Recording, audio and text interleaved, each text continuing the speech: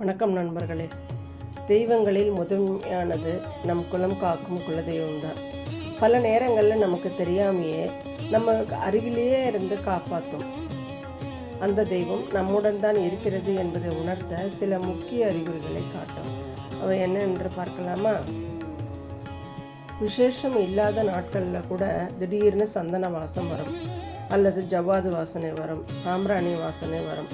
அப்படி அந்த மாதிரி வாசனை வந்ததுன்னா உங்கள் வீட்டில் உங்கள் குலதெய்வம் உங்கள் வீட்டுக்குள்ளேயே இருக்குன்னு அர்த்தம்.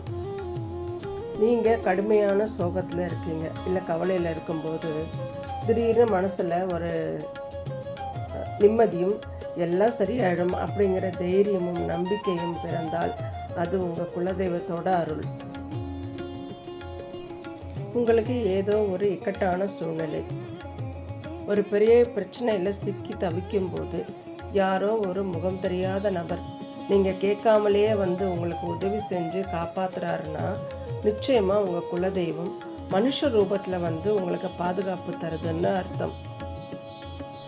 அடுத்ததாக நீங்கள் தூங்குறப்ப உங்கள் கனவில் குலதெய்வ கோவிலோ இல்லை சாமி சிலையோ அல்லது சின்னங்கள், அதாவது வேல் அல்லது சூலம் போன்ற ஆன்மீக குறியீடுகள் அடிக்கடி உங்கள் கனவில் வந்தால் தெய்வம் உங்களோட இருக்குன்னு அர்த்தம்.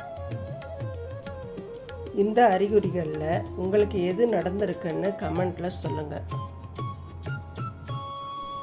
நண்பர்களே, குலதெய்வம் என்பது நம்ம குடும்பத்தோட ஆணிவேர்.